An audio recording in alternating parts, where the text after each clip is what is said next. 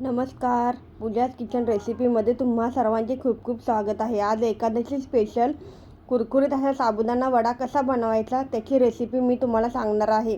चला तर मग करूया. त्यासाठी इथे मी 3 बटाटे उकडून घेतलेले आहेत. ते खिसणीने खिसून घेते.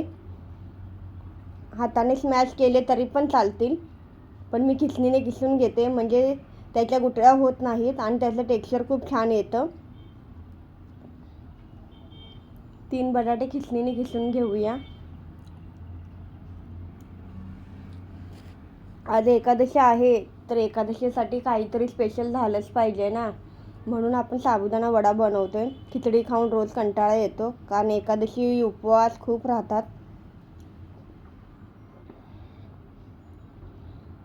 हे तिन्ही बटाटे मी खिसून घेत आहे.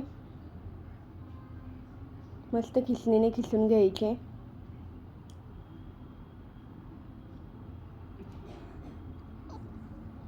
आता हे खिसून झालेले आहेत.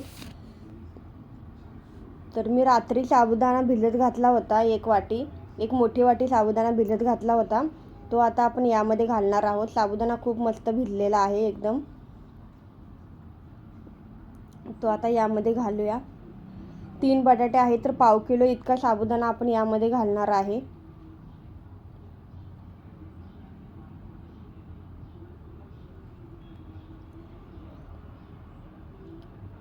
चार 5 हिरव्या मिरच्या मी मिक्सरला बारीक करून घेतलेल्या. हिरव्या मिरचीचा ठेचा आहे हा. तिखट मिरचीचा आहे. तुमच्या आवडीनुसार तुम्ही कमी जास्त तिखट करू शकता. यामध्ये तुम्ही लाल मिरची पावडर घातली तरी पण चालेल. इथे भाजलेल्या शेंगदाण्याचा कूट मी करून घेतलेला आहे. कूट एकदम बारीक नाही आहे, मोठा मोठा जाडा भरडा कूट आहे. तो 3 चमचे घालणार आहे. मीठ चवीनुसार 1 चमचा मीठ मी घातलेला आहे. साबुदाण्याला मीठ थोडं जास्तच लागतं. 1 मोठा चमचा मीठ मी घातलेला आहे. तर हे सर्व आता आपण मिक्स करून घेऊया. याचा आपल्याला गोळा बनवून घ्यायचा आहे. सर्व एकजीव करून घ्यायचं. एकदम स्मूथली असा गोळा होतोय. बघू शकता गोळा किती छान झालेला आहे मळून आपला. सर्व परफेक्ट माप झालेलं आहे आपलं. गोळा बनवून झालेला आहे हा. हात धुवून घेते मी. ते याचे आपल्याला आपल्या आवडीनुसार बारीक मोठे वडे बनवून घ्यायचे आहेत.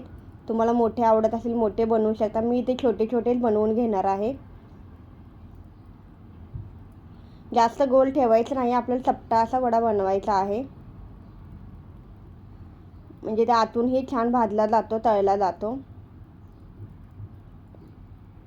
सर्व वडे मी बनवून घेते.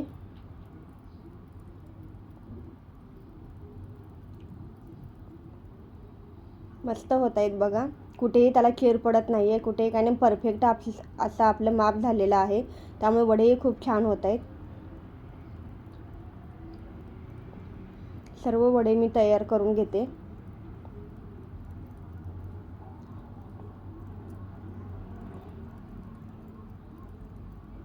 खूप क्रिस्पी आणि कुरकुरीत होतात हे. इथे मी गॅसवर हाय हीटवर तेल गरम करायला ठेवलं होतं. तेल आपल्याला एकदम कडकडीत गरम करायचं आहे, कारण कमी गरम जर तेल असेल तर वडे यामध्ये फिसकटतात आणि ते क्रिस्पी होत नाहीत. तेलही खूप खातात वडे. त्यामुळे आपल्याला एकदम कडकडीत आधी तेल गरम करायचं आहे. नंतर आपण मीडियम गॅसवर तळून घेणार आहोत.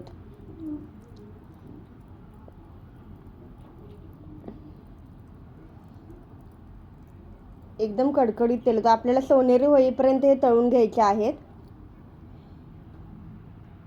वडे कधीही कमी गरम तेलात तळायचे नाहीत, एकदम हाय हीटवर ठेवायचे आणि नंतर आपण मीडियम गॅस करून तळून घेणार आहोत. म्हणजे ते आतूनही चांगले तळले जातील, आतूनही चांगले शिजतील. हे बघू शकता आता हे सोनेरी कलर आलेला आहे, मस्त झालेला आहे. कुठेही वडा फिसकटला नाही. बघू शकता किती क्रिस्पी झालेले आहेत. कुठेही वडा फिसकटला नाही किंवा कुठेही तुटला नाही, विरघळला नाही. फक्त ही सोपी ट्रिक लक्षात ठेवा की वडे कधीही कमी गरम तेलात तळायचे नाहीत. तेल आपलं कडकडीत गरम पाहिजे. आणखी 2-3 वडे मी तळून घेते. आणखी 3 वडे मी तळायला टाकले आहेत. बघू शकता मस्त लाजवाब जबरदस्त असे दिसत आहेत. कलरही खूप सुंदर आलेला आहे. मस्त झाले आहेत. क्रिस्पी एकदम कुरकुरीत असे आपले साबुदाणा वडा तयार झालेले आहेत. खाण्यासाठी तयार आहेत. हे दह्यासोबत खूप छान लागतात खायला. तर एकदा नक्की करून बघा. माझ्या रेसिपी जर तुम्हाला आवडत असतील तर माझ्या चॅनलला सबस्क्राईब नक्की करा. चला तर मग परत एकदा भेटूया पूजाज किचन रेसिपीमध्ये नवीन एका रेसिपीसोबत. तोपर्यंत धन्यवाद. Bye bye.